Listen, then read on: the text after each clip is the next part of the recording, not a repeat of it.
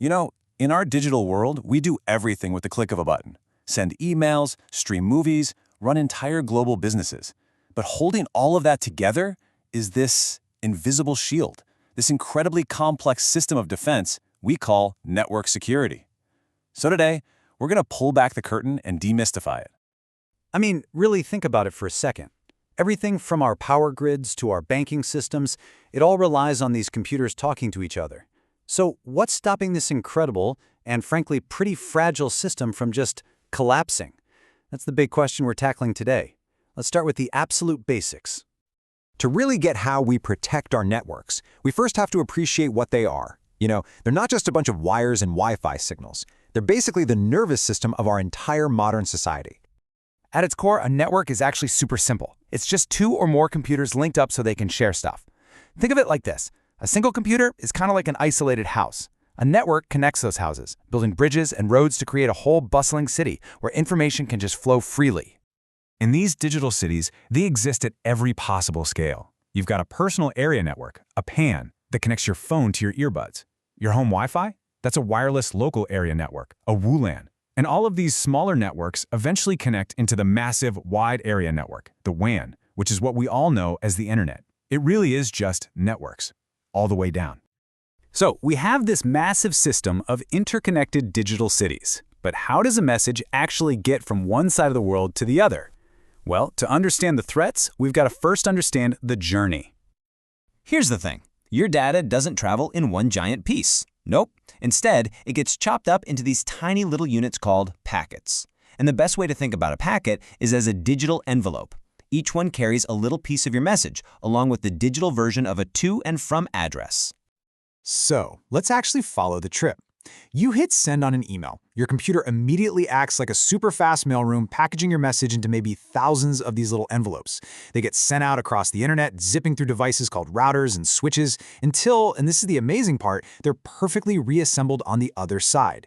It's this incredibly complex dance that happens in just milliseconds. Now, those addresses on the packets, they're absolutely critical. For decades, we used a system called IPv4, but we were literally running out of addresses, so the whole internet had to upgrade its postal service to something called IPv6. This gives us a nearly infinite number of new addresses, and more importantly, it builds in much better security right from the start. It was a totally necessary evolution, because as our networks get smarter, so do the threats. Okay, so we understand how data moves, but every single step of that journey, from your computer all the way to its destination, is a potential point of failure, or a potential point of attack. Let's get into the dangers. You know, a lot of the internet's original rules or protocols were built on trust. Visiting a website using HTTP was kind of like sending a postcard. Anybody who handled it along the way could read it. The secure alternatives you see here, like HTTPS, are like putting that postcard inside a locked metal box. They encrypt the data, scrambling it so it's totally unreadable to any prying eyes. One of the most common attacks is just a pure brute force approach, the denial of service or DOS attack. The entire goal is to create a digital traffic jam.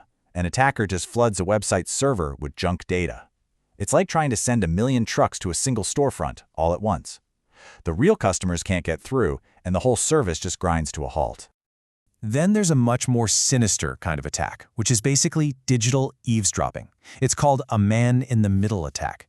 Imagine you're having a private conversation, but someone has secretly tapped the line. They can listen in, or worse, they can even change what you're saying, and you would never, ever know. This is exactly why those secure protocols like HTTPS are so incredibly important. The threats are real, and they are sophisticated. But for every attack, there is a defense. So what exactly does the modern security toolkit look like? Let's explore the tools of the trade. Security tools usually fall into two big categories, reactive and proactive. A reactive tool is like a smoke alarm. It screams and makes a lot of noise when it detects a fire that's already started. That's your intrusion detection system, or IDS. A proactive tool, on the other hand, is like a sprinkler system. It's designed to stop the fire before it can even spread. That's an intrusion prevention system, or IPS. And in any good security setup, you absolutely need both. And trust me, the arsenal goes deep. We've got antivirus software that's constantly hunting for known threats and firewalls that act as digital gatekeepers. And then you have these really complex systems like SIEM. That stands for Security Information and Event Management. Just think of it as a central command center, looking at security data from all across the network to spot the tiny patterns an attacker might try to hide. But here's the crucial point. Just having the tools is not enough. You can have the strongest bricks in the world, but if you don't have a blueprint, you can't build a fortress.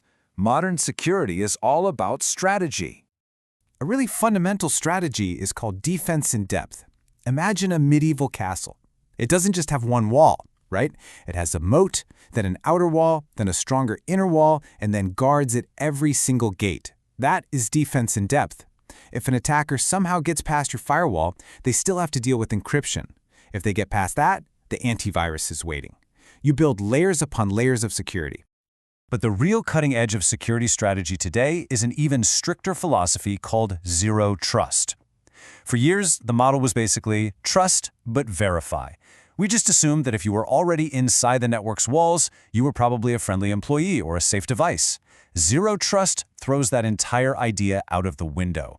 It works on one simple assumption: the threats could already be inside the castle. So under a zero trust model, it doesn't matter if you're inside or outside the network. Every single request to access data has to be authenticated and authorized. Every single time. This is a massive shift. We've gone from just protecting the perimeter to protecting every single interaction. It means your identity, your device's health, your location.